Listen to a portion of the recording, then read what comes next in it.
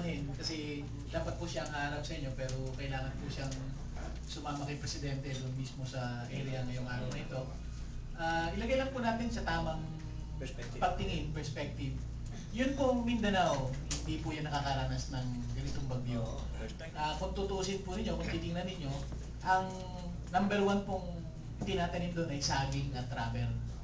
Kasi po yan saging at yung rubber, yan po ay mga wind-prone agricultural commodity. Kung dito po yan sa Luzon, ay hindi po yan masyadong nagpo-prosper sapagkat tayo po ay laging binibisita ng bagyo. Kung ikukumpara niyo po ang Davao Oriental at ang Compostela Valley, yan po ay kung sa atin ay Eastern Seaboard, yan po ay Aurora, Isabela, yan po ang katapat niya sa Mindanao. Ang Mindanao po, rainfall all throughout the year. Wala pong distinct dry and rainy season.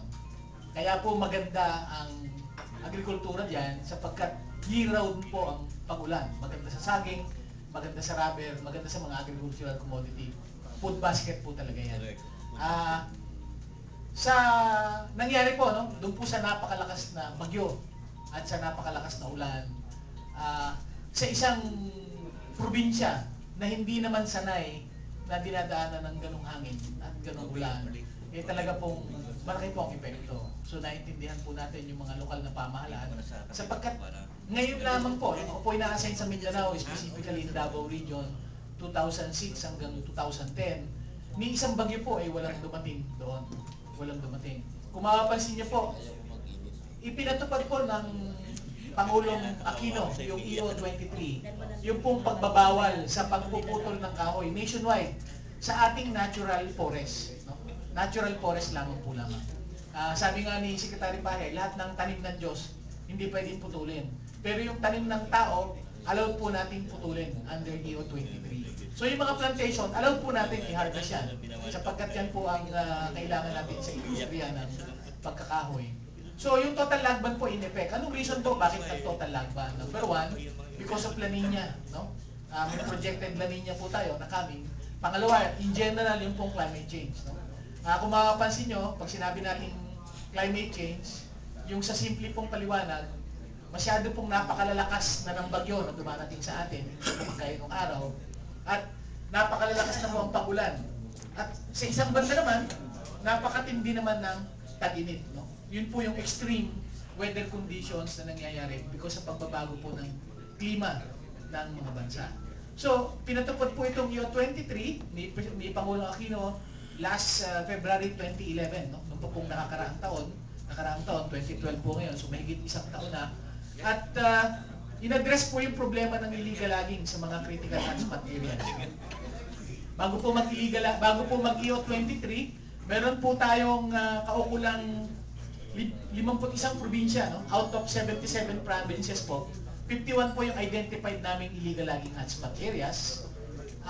At binubuo po ito ng humigit-kumulang 197 municipalities. No?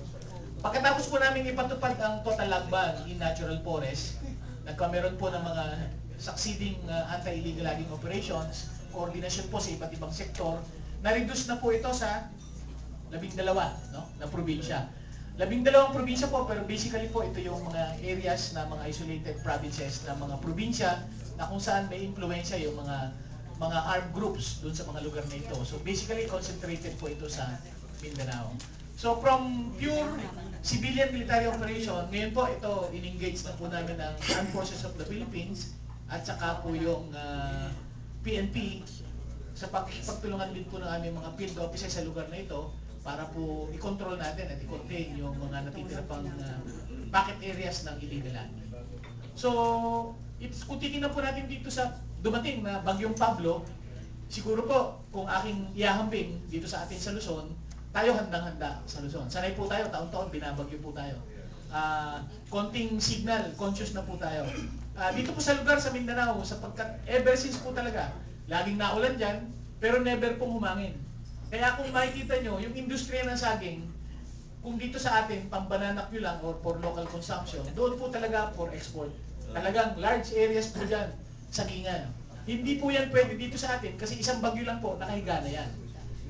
Hindi rin po dito sa atin pwede ang rubber sapagkat kung dito po natin itatanim ang rubber, isang bagyo lang po, putol lahat yung mga rubber trees natin. So, ang rubber at banana, yan po ang primary commodity pagdating po sa Mindanao because of the climatic condition. Okay, thank you, Director Calderon, at tanin natin si Manong Art Design.